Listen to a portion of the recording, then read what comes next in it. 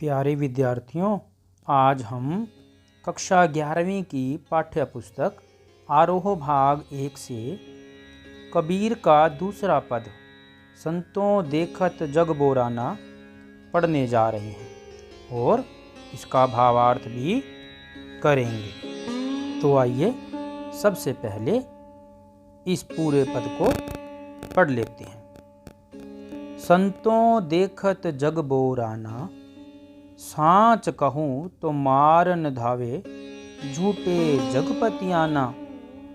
नेमी देखा धर्मी देखा, प्रात करे असनाना।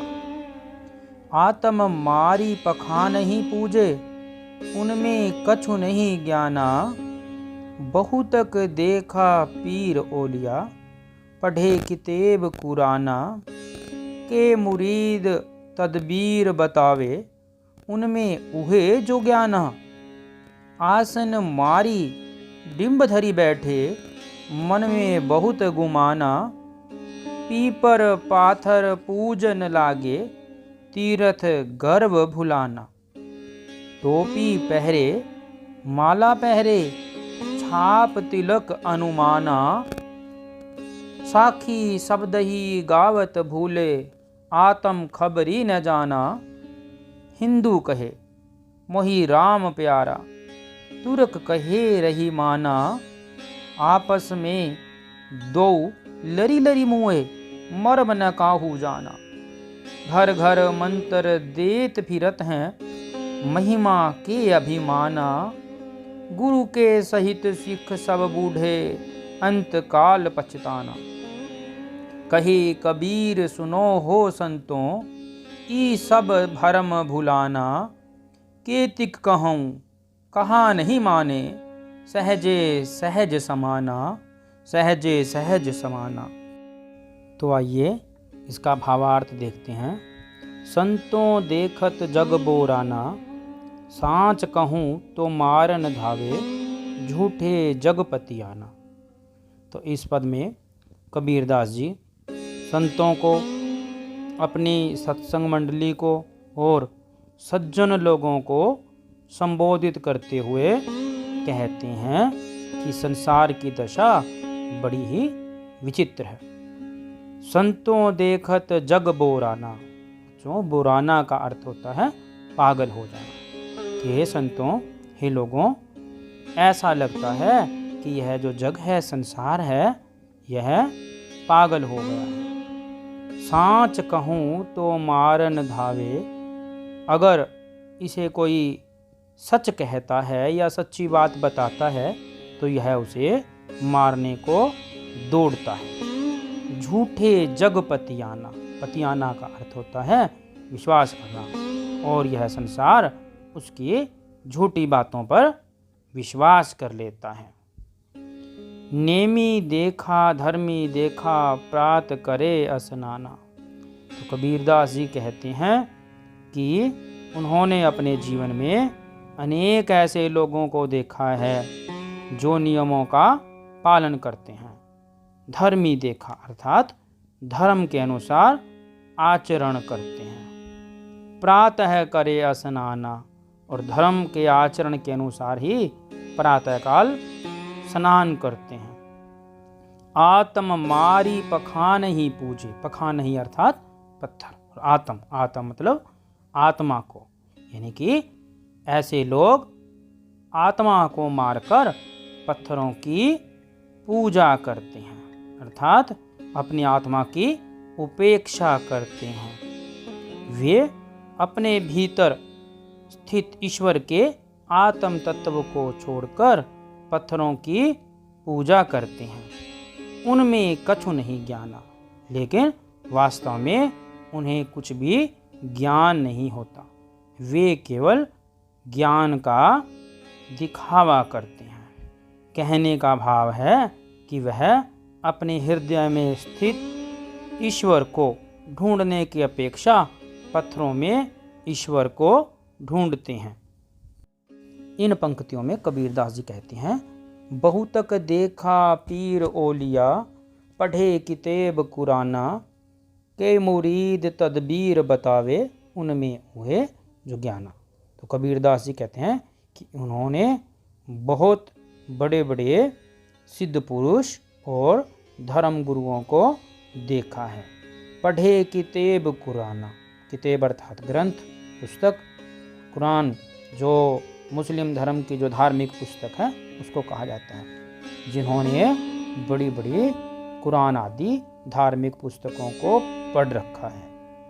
के मुरीद तदबीर बतावे, मुरीद अर्थात शिष्य, चेला, कि वे अपने चेलों को तदबीर बतावे। तदबीर अर्थात उपाय, तरीके, यानी कि कष्टों को दूर करने के उपाय।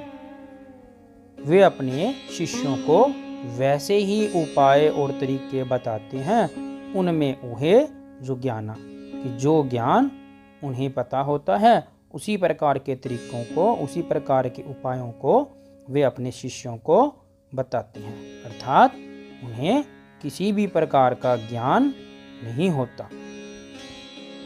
कबीरदास जी कहते हैं, आसन मारी डिम्ब धरी बैठे, मन में बहुत गुमाना, पीपर पाथर पूजन लागे, तीरथ गर्व भुलाना।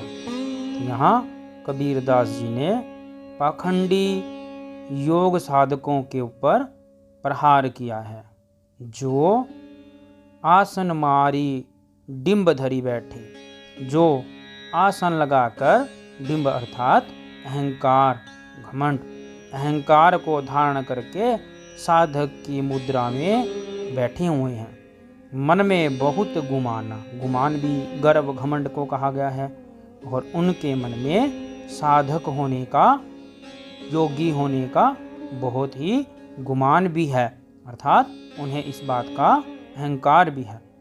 वे पीपर पाथर पूजन लागे, वे पीपल और पत्थर को पूजते हैं। तीर्थ गर्व भुलाना, और तीर्थ यात्राओं के गर्व के कारण उस परम ईश्वर को भुला रहे हैं। टोपी पहरे माला पहरे, वे तरह तरह की टोपियों को धारण करते हैं, तरह तरह की मालाएं अपने शरीर पर धारण करते हैं। छापा तिलक अनुमाना, और तरह तरह के छापे और तिलक अपने शरीर पर यहाँ वहाँ लगाते हैं। साखी शब्द ही गावत भूले, और वे साखी और शब्दों को अर्थात भगवान के भजनों को गाते फिरते हैं।